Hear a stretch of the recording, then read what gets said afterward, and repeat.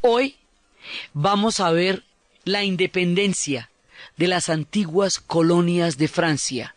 La culpa la tuvo Voltaire.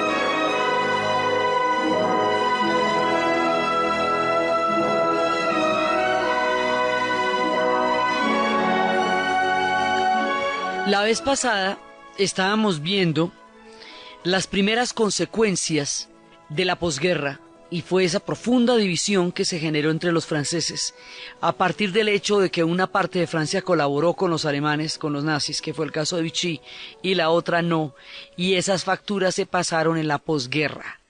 Estábamos viendo la amargura de este sentimiento y estábamos viendo también los descorazonados que quedaron ellos con la condición humana, después de haber visto los horrores de la Segunda Guerra Mundial y cómo eso se traduciría en una doctrina filosófica que bajo la figura rutilante de Jean-Paul Sartre se acuñaría como el término del existencialismo. Y habíamos visto cómo él no se lo inventó, pero lo puso en el vocabulario del mundo durante la posguerra, cuando entró en esta situación de demostrar el drama de la existencia humana y la condena del hombre a la libertad y la responsabilidad absoluta sobre sus hechos. Entonces, esa es una parte de la posguerra. La otra parte de la posguerra es la descolonización. Y es una consecuencia de la posguerra porque, Francia dijo que los pueblos tienen derecho a la libre determinación. Terminada la guerra se hizo un manifiesto de los pueblos europeos, era el manifiesto de los pueblos libres, frente al hecho de haber sido ocupados por los nazis. Entonces, si los pueblos europeos están luchando por su libertad, después de haber sido un país ocupado, tantos países ocupados por los nazis, ¿por qué no van a luchar por su libertad los africanos y la gente de Indochina? ¿Cuál es la diferencia? Entonces, si Francia ha venido peleando por el derecho de los pueblos a su propia determinación, ¿por qué los demás pueblos que están sometidos por los franceses no van a luchar por su propia determinación? Es una consecuencia lógica de los mismos discursos del colonialismo de los países que colonizaron, porque ¿dónde se van a educar los líderes que van a llevar a cabo los procesos de descolonización en África y en Indochina? En París.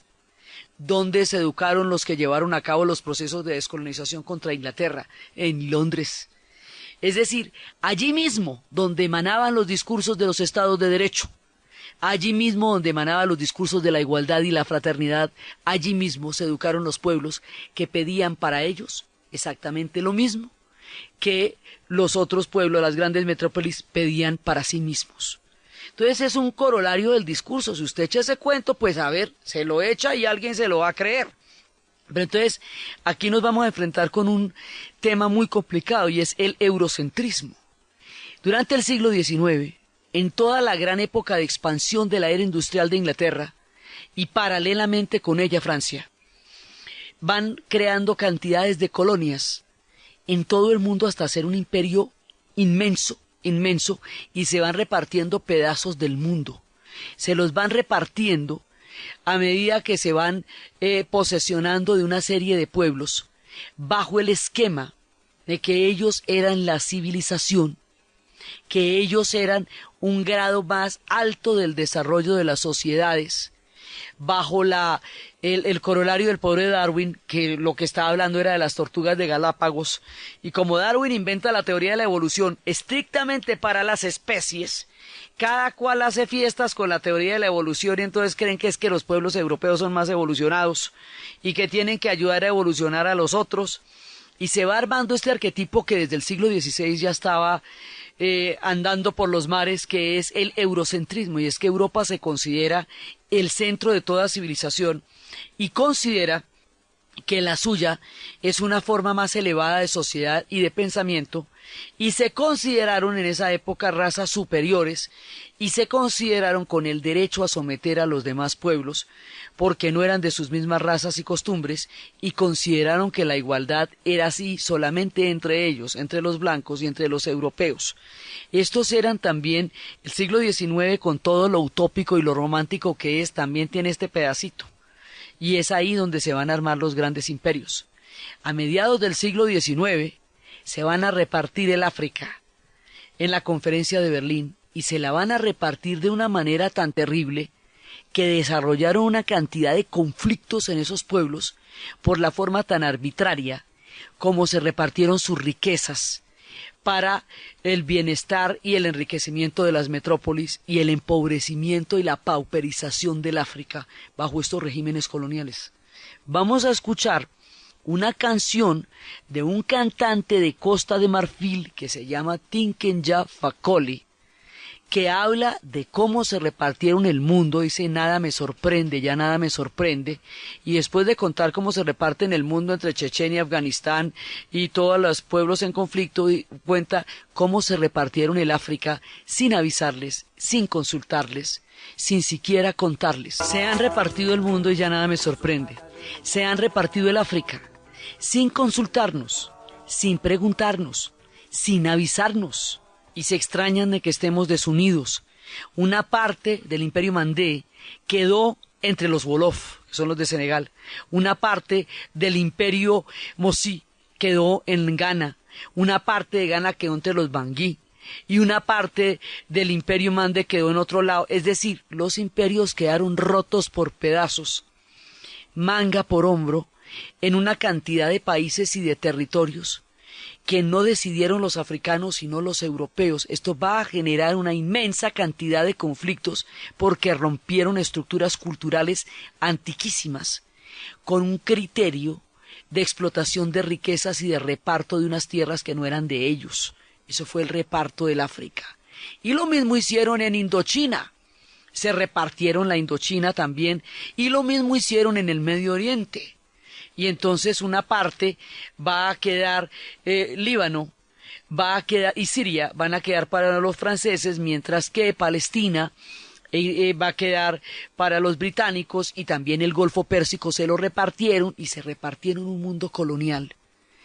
Y todos con los discursos más progresistas, porque es que los ingleses son los que se inventaron la Carta Magna, el Parlamento, las formas más evolucionadas de Estado de Derecho, y colonizaron a medio planeta.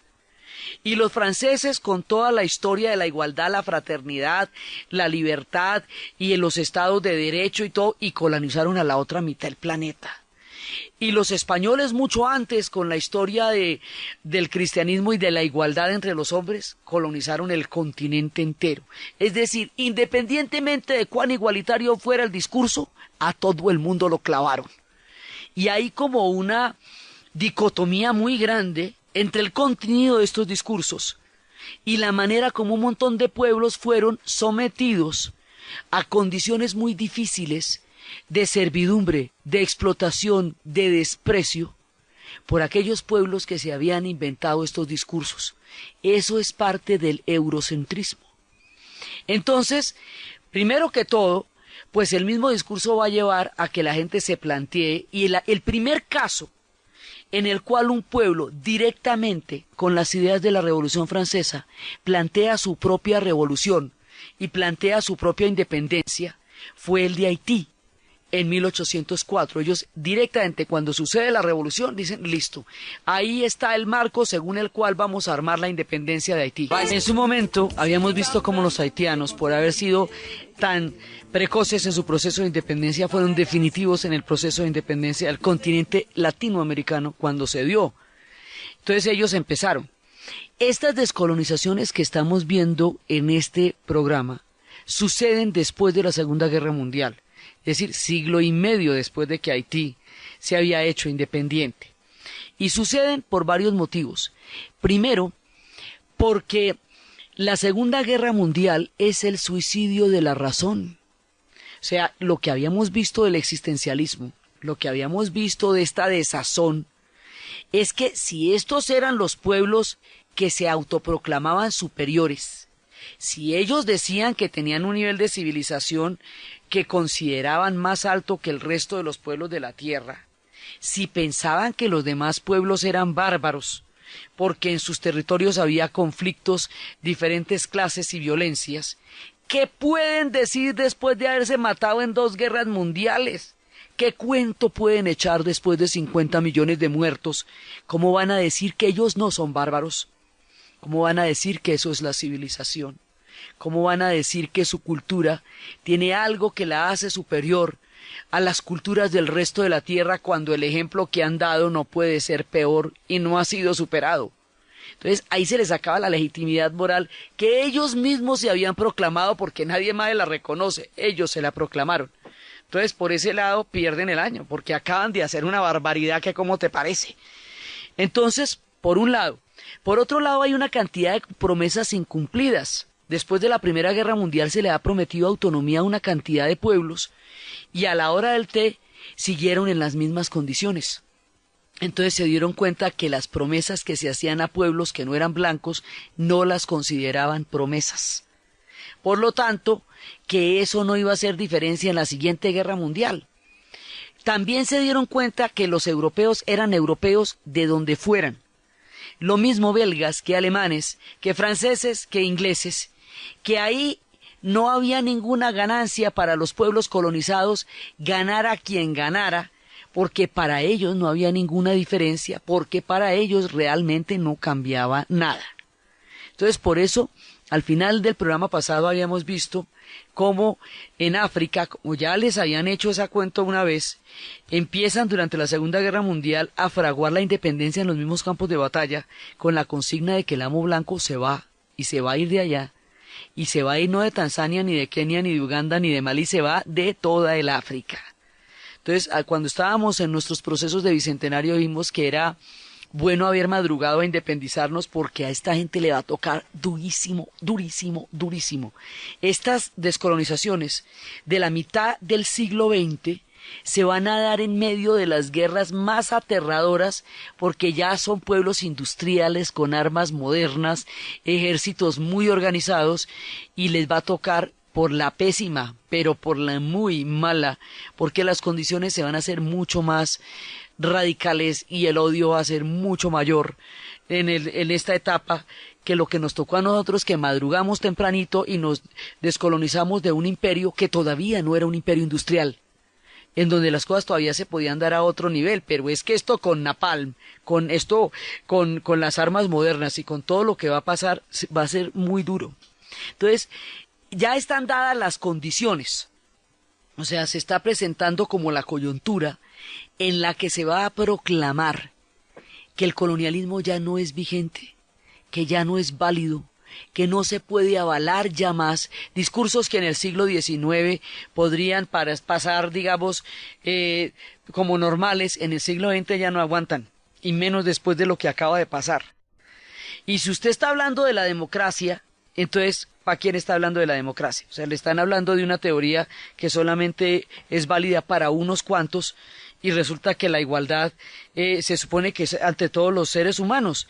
Por el otro lado, estas descolonizaciones, o sea, el colonialismo, el sometimiento de los pueblos, las independencias a las cuales estos pueblos van a acceder ejerciendo sus derechos a la libertad, y toda la situación colonial que Francia y los demás pueblos europeos crearon con lo que hoy se llama países del tercer mundo, es el origen de los problemas de migración y de supuestos ilegales que hoy tienen en Europa.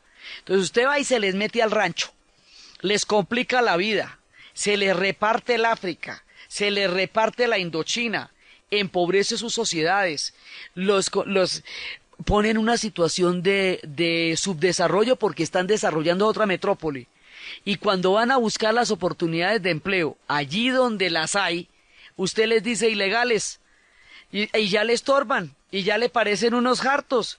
Pues, pero usted fue el que se metió al rancho de ellos, nadie lo estaba llamando, nadie lo invitó. A estos colonialismos nadie fue invitado. Ya cuando no hay empleo allá, cuando usted cogió esas sociedades y las desbarató y luego se van para la suya y dice, ay no, pero mira qué cosa, cómo se vienen aquí. Ajá, eso es una consecuencia de lo que pasó, y es en este periodo donde se va a formar el problema que ahora llaman, digamos, el origen del problema que ahora llaman los ilegales y los sin papeles, y esto va por los dramas de las pateras, tratando de llegar en el mar y ahogándose, atravesando el desierto del Sahara.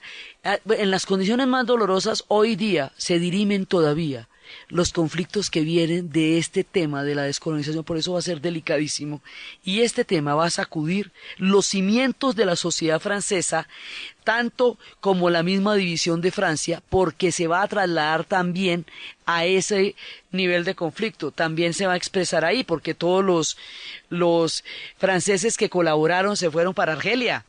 Entonces, si se llega a perder Argelia, se viene todo ese combo que se había ido huyendo de la división que se produjo entre los que colaboraron y los que no colaboraron. O sea, aquí se les va a armar un lío con la descolonización que los franceses no se imaginan. Pero el tema empieza en Indochina.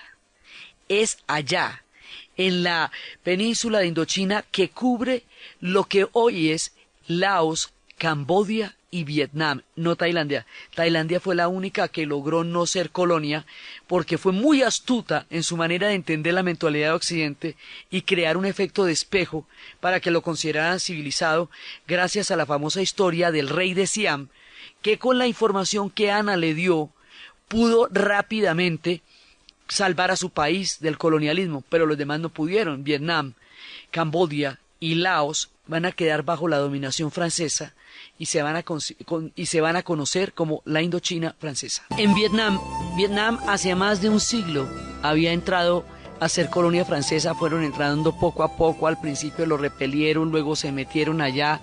¿Y qué empiezan a hacer?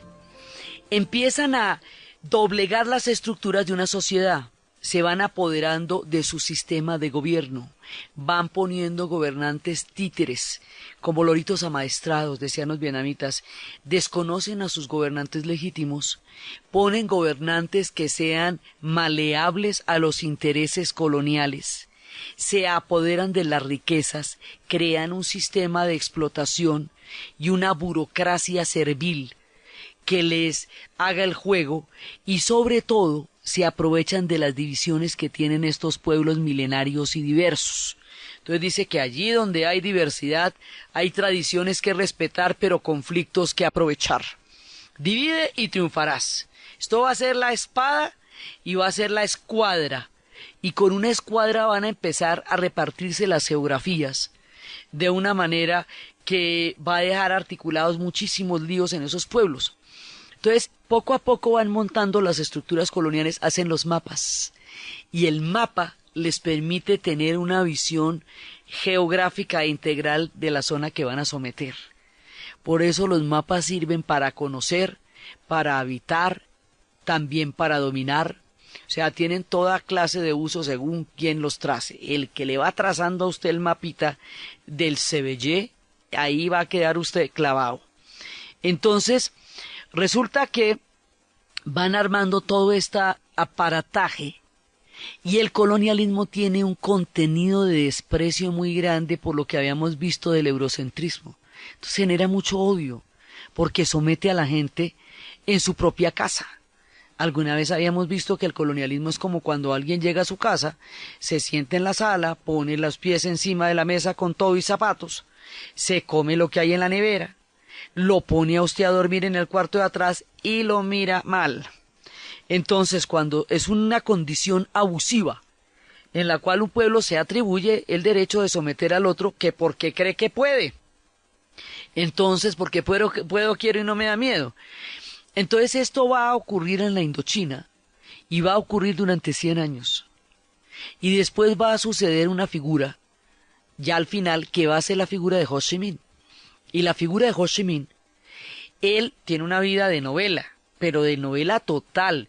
Él era el hijo de un gobernador de provincia que fue expulsado por haber ayudado a los culíes, que era una etnia minoritaria, por haberse negado a esclavizarlos para hacer una carretera y haberlos refugiado. Entonces Ho Chi Minh tiene que irse en un barco y en el barco devuelve cocinero, fotógrafo, llega cuando están en la Primera Guerra Mundial, después de la Primera Guerra Mundial en la reorganización del mundo, se pone una sacoleva y dice que él viene de la República de Annam. Le dije, esa vaina que bueno, siga nomás. Annam era como se le decía a Vietnam en el siglo pasado, desde las viejas antiguas estructuras. Y entonces él empieza a ver, cuando llega a Francia, que hay pobres de todas las nacionalidades y que no solamente los pobres están en Indochina o en África, sino que están por todas partes, y eso lo hace sentir que hay que buscar una manera más equitativa de vivir, y también se da cuenta que todos los pueblos europeos someten igualmente a los demás pueblos independientemente de sus nacionalidades. O sea, con la ida de Ho Chi Minh a Francia y a Alemania y a varios países de Europa y al África que también fue, el hombre empieza a comprender a nivel global lo que es el colonialismo y empieza a decir, esta gente se me va de aquí, se me va a ir. Pero y verá, yo les digo cómo. Entonces, la cosa empieza en Indochina. Durante 100 años, los franceses tuvieron el dominio de Indochina. Estos son capitanías donde ponen instrumentos de gobierno, donde arrasan a las poblaciones para entrar a someterlas, matan a los hombres, digamos, el colonialismo tiene un nivel de barbarie terrible para someter a los pueblos, pero esa barbarie no la consideran barbarie, sino sometimiento. Cuando se hace contra los blancos, eso sí es el horror, la brutalidad, pero cuando los blancos la hacen contra los otros, pues entonces eso es civilización. O sea, ese doble discurso para la misma atrocidad va a ser muy difícil de manejar después con la historia. Entonces, después de haber sometido a los vietnamitas durante tanto tiempo, llegan los japoneses y mire la vuelta que se hace acá. Como Francia estaba dominada por los nazis y la Francia de Vichy colaboraba con los nazis, entonces, y los nazis eran aliados de los japoneses, y los japoneses estaban haciendo una expansión en el Asia del mismo corte de la que los nazis estaban haciendo en Europa, se hacen el siguiente juego de billar. Los japoneses, en calidad de aliados del eje, le piden a los alemanes que tienen sometida a Francia, que si las colonias de Francia que tienen en el Asia, que si las pueden coger ellos. Los alemanes les dicen, los nazis les dicen naturalmente, sí, claro, cógelas, yo estoy aquí ocupado en estas. Y es por esa maniobra que los japoneses entran en el sudeste asiático.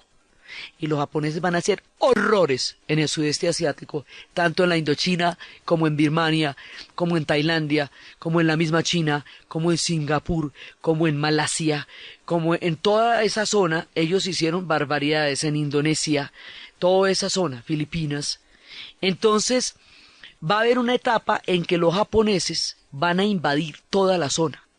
Cuando los japoneses invadieron la zona, los vietnamitas y los indochinos van a generar una guerrilla que se llama la guerrilla Viet Minh, con el objetivo de sacar a los japoneses de su tierra.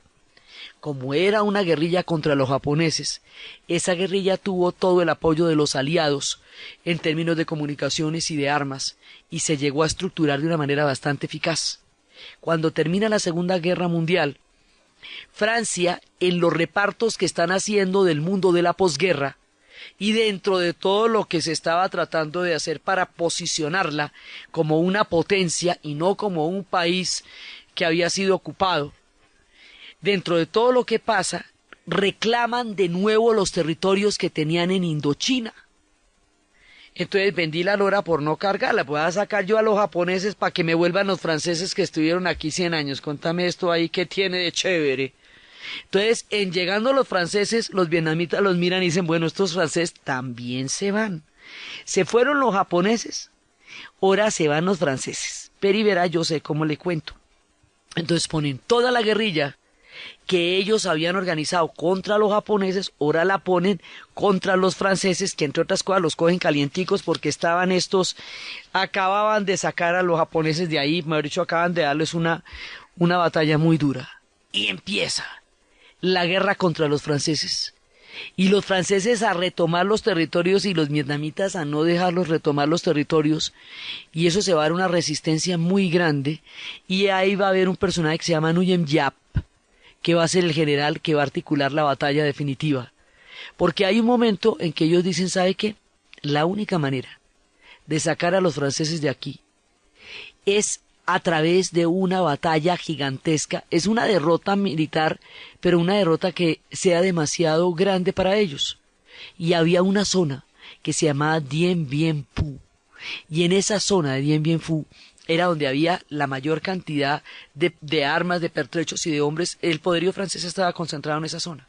Entonces los vietnamitas van a hacer los túneles debajo de la tierra, esos que ellos saben hacer, que después les harían a los gringos, porque después de los franceses van a llegar los gringos y los vietnamitas dicen, bueno, quieren los gringos su turno, se les tiene, también les va a tocar, sí, Peri verá. Y finalmente a todo el mundo lo sacaron de allá y tienen su país como ellos dijeron que quería su país, pues les costó bastante. Entonces, esta batalla del 10 de mayo de 1951 va a ser una batalla contundente, definitiva. Resulta que Giap tenía una esposa a la que adoraban, y su esposa fue detenida por las tropas francesas y fue asesinada en una cárcel, estando embarazada, bajo tortura, llena de ratas la cárcel, y a este hombre se le va a volver un problema personal, sacar a los franceses de Vietnam. Y se van a meter en una guerra absolutamente grande, y en esa guerra van a derrotar a todo el ejército francés en la batalla de Dien Bien Phu de una manera tan contundente que van a quedar enterrados en el barro y no van a poder ni salir de ahí. Esas tropas eran las tropas coloniales. Los franceses habían fundado un cuerpo expedicionario colonial que se conocía y se conoce con el nombre de la Legión Extranjera. Y son esos que tienen el kepis y que tienen una telita en el cuello, que parece una carpita. Bueno, pues esos de la Legión Extranjera eran hombres rudos. Usted se metía a la Legión Extranjera y no le preguntaban nada, ni de dónde viene, ni cómo se llama, salvo el nombre que usted diga, ni qué hace ahí.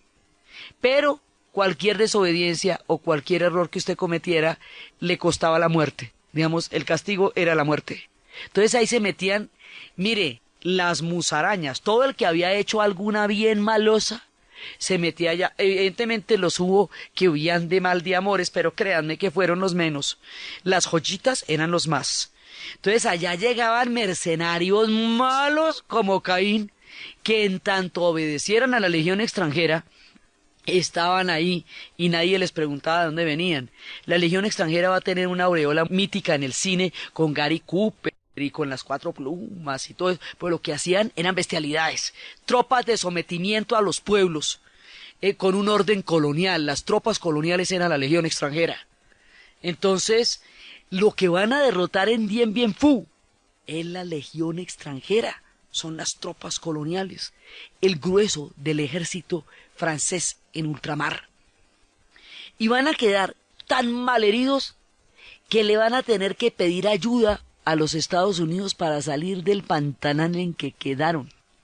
Los Estados Unidos, a su vez, estaban necesitando, por la política de contención que había ocurrido después del avance de la Revolución Soviética y el triunfo de la Revolución China y los procesos de descolonización que se avistaban en el panorama del sudeste asiático, querían encontrar una manera de meterse en el sudeste asiático para crear un bloque de contención. Le quitaron a Japón su estatus de país ocupado y lo volvieron país amigo para contenerlo como una base, pero necesitaban una presencia en Indochina.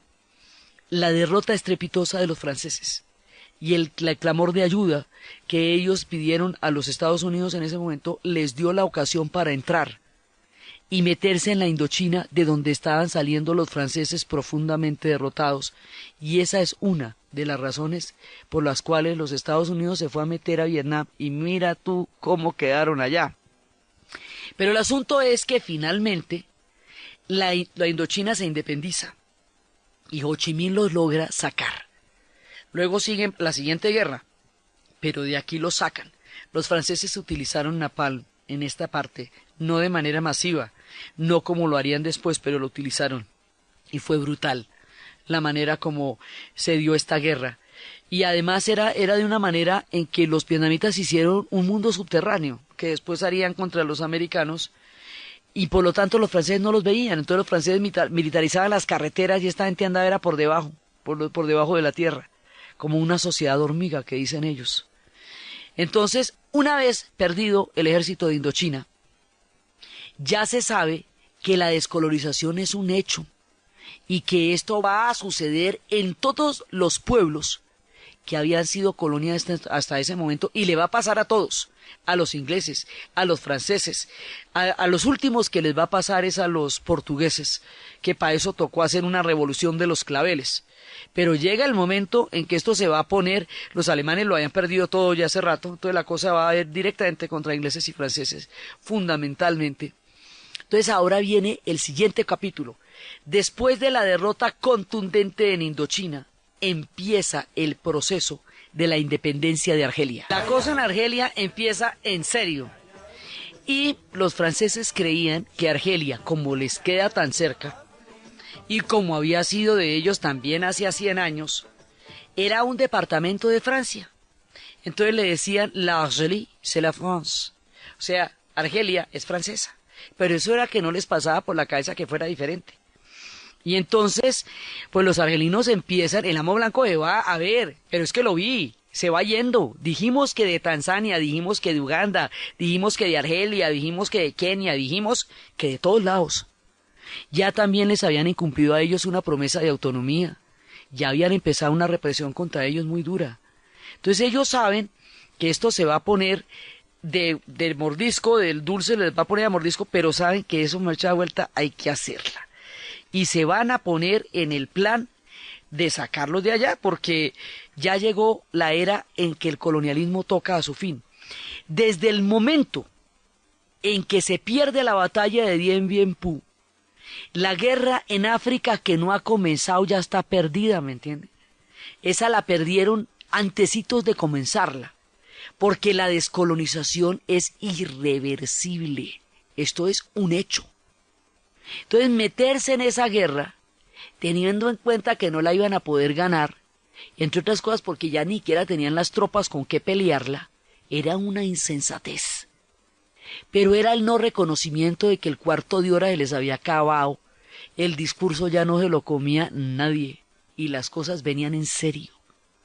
Entonces, como no tienen ya ejército porque todo se perdió en Indochina, van a tener que empezar a reclutar ejército de los franceses. Una cosa es el ejército colonial de ultramar, que son mercenarios de todas las nacionalidades y pelambres, que se meten allá en las condiciones más rudas, y otra es ir a reclutar a los chicos franceses para meterlos en una guerra que tenemos perfectamente clara que no se va a ganar y que no puede ganarse. Entonces los chicos franceses, pero ¿y cómo por qué? Y ahí se va a incumplir una cosa peligrosísima, y es que había un convenio que a los jóvenes universitarios no se les podía llevar a una guerra colonial, porque era muy importante el proceso de educación de un proceso universitario no se puede interrumpir, porque esa es la formación del pensamiento. Ese es un momento muy delicado en que la sociedad necesita formar su gente para que piense. ¿Sí? Entonces usted no puede bajar a alguien de la universidad y meterlo en una guerra colonial que ya está perdida.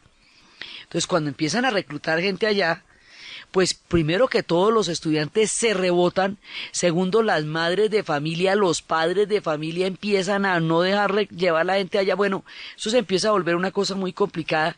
La guerra de Argelia se va a dar en dos frentes, en Francia y en Argelia. Entonces, en Argelia, los argelinos han empezado una campaña de no retorno y empiezan a organizarse y empiezan a emprender una lucha sin cuartel. En Argelia hay una cantidad de franceses que se fueron huyendo de la colaboración, pues porque eran colaboracionistas y entonces no los aguantaban en la Francia continental. Otros vivían allá hace 4 generaciones. Había unos que ni conocían París. Vivían como reyes, con casas fantásticas, sabiendo que si se llega a perder la guerra de Argelia y si a ellos les toca devolverse a casa, se van a devolver con una mano adelante y la otra atrás, como parias. y que los franceses no los van a aceptar de vuelta con ninguna queridura, porque todo el trucho se iba para Argelia. El harto, el trucho, el ladrón, el segundón, el corrupto, el perseguido, todos los que iban a juzgar a los argelinos en los tribunales habían sido juzgados ellos mismos también en Francia. Todos eran fugitivos, todos eran joyitas. O sea, ahí había una cantidad de gente. Había otros que habían estado desde hacía 4 o 5 generaciones. Difícil siempre generalizar. Pero mucha gente que la debía se iba para Argelia porque Argelia era el escampadero. Allá era como un tapo remacho. Entonces esta gente, todo el mundo, mejor dicho, la debe si se devuelve para Francia. Y en Francia saben que los van a tratar como perros y que se les van a acabar las mansiones y se les van a acabar los sirvientes y se les van a acabar los que los abaniquen y se les van a acabar los que les traigan el tecito por la tarde. Eso se les va a acabar, es la servidumbre, le quiero decir. Entonces, por un lado, hay una campaña en Argelia. Los franceses argelinos los vamos a llamar pies negros porque van a utilizar unas botas por las cuales van a tener esa denominación. No se quieren dejar sacar de Argelia porque no tienen realmente a dónde regresar, por lo menos las condiciones de regreso a Francia no se las pinto. Entonces se van a empecinar en mantenerse en Argelia a como dé lugar. Los franceses, hay una parte del gobierno francés en una primera etapa, quiere sostener la guerra de Argelia a como dé lugar y quiere someter a los argelinos. A como dé lugar quiere decir que la tortura se va a convertir en un instrumento oficial y que a los argelinos los van a pasar a soplete y que van a hacer cosas terribles. Hay una parte cuando dicen vamos a descolonizarnos de los franceses y no nos va a extrañar que utilicen contra nosotros los mismos métodos que contra ellos usaron los nazis y no nos va a extrañar que se porten con nosotros como ellos fueron tratados también, pero igual hay que hacerlo. Entonces empieza toda la guerra de Argelia y la tortura como se va a volver sistemática. En una de esas, a un muchacho francés, argelino, francés, que estaba allá, lo torturaron. Cuando torturan al chico francés, él hace visible que la tortura es una política oficial, como siempre, no importa que torturen a todos los argelinos, pero el día que torturan a un francés, entonces ahí sí la cosa parece que sí está pasando en serio. Entonces, pero se vuelve un escándalo muy grande. Y entonces, ahí la contradicción de sentido. ¿Cómo es posible que Francia no le permita la independencia de Argelia? Si Francia es el pueblo que se inventó la autodeterminación de los pueblos como un principio fundamental. ¿Cómo es posible que ellos estén sometiendo hacia los argelinos? Jean-Paul Sartre y los intelectuales más brillantes de su momento, incluido en ese momento Camus, que era francés argelino, por eso le digo que no se puede generalizar, porque ese es francés argelino, y eso es una de las mentes más brillantes que ha dado la literatura y el teatro francés. Y ellos van a firmar un manifiesto que lo va a encabezar Sartre, que se llama El Manifiesto de los 121. Y el Manifiesto de los 121 consiste en que 121 intelectuales van a llamar al pueblo francés a desobedecer el mandato del gobierno de continuar la guerra en Argelia. Entonces dicen, quiere decir esto, a las tropas que están en Francia que no se embarquen, que se nieguen a ir a pelear a Argelia. Y a las tropas que ya están en Argelia, que no peleen, que no acepten formar parte de un ejército colonial, porque esto es una vergüenza. Dentro de la misma línea que habíamos visto que es Jean-Paul Sartre, dentro de lo críticos que son, y dentro de la manera como ellos se constituyeron en la conciencia moral de Francia, la represión sobre los argelinos por el legítimo derecho a su independencia era inadmisible dentro de este nuevo espíritu que se está despertando en Francia en la posguerra. Entonces van a decir, no, es que esto no es como vamos a justificar una cosa de estas. Entonces los mismos intelectuales franceses se niegan. Y aquí se va a armar un lío, porque el Partido Comunista tenía el problema de que lo que no liderara él no lo compartía, porque esos eran los lineamientos estalinistas de la época. Entonces, como ellos no eran los de la idea, sabotearon la oposición a la guerra de Argelia. Si usted sabotea la oposición a la guerra de Argelia, pues termina estando de acuerdo con la guerra de Argelia, o sea, con el colonialismo. Y si usted es la izquierda y está de acuerdo con el colonialismo, eso le queda mal visto. Entonces lo llamarían la izquierda exquisita, por su papel tan tímido frente a la resistencia contra la independencia de Argelia, casi se desaparecen ahí, y aquí va a surgir una nueva izquierda, una izquierda diferente, más ligada a Ho Chi Minh y a la descolonización. Aquí van a pensar el colonialismo, ya no como un derecho, sino como una inconsistencia imperdonable a su propio discurso. Por primera vez se van a ver no como los amos, sino como aquellos que no tienen derecho a hacerlo, porque nadie tiene derecho a ser amo de nadie. Ahí ese es el pedacito que cambia. Y eso lo hace Sartre y Camus y Simone de Beauvoir y toda esta brillante generación de intelectuales franceses que están pensando. Y entonces va a haber un paso más allá. Va a haber un paso que se llaman las redes Janssen. Y las redes Janssen no solamente van a obedecer y a seguir el manifiesto de los 121, sino que se van a ir para Argelia a pelear del lado de los argelinos, en contra de los cuerpos de paracaidistas franceses que están allá. Y la división se hace mucho más profunda, y Francia se va a ver enfrentada a sus propios principios de una manera como jamás lo soñó. La forma como Francia se enfrenta con su propio discurso, con la consecuencia de la historia, a través del juicio que se le hará a la red Janssen, y lo que sucede con la descolonización, y cómo surgirá una juventud de esta etapa que más adelante llegará a los adoquines del barrio latino a protagonizar el gran episodio del Mayo francés, es lo que vamos a ver en el siguiente programa.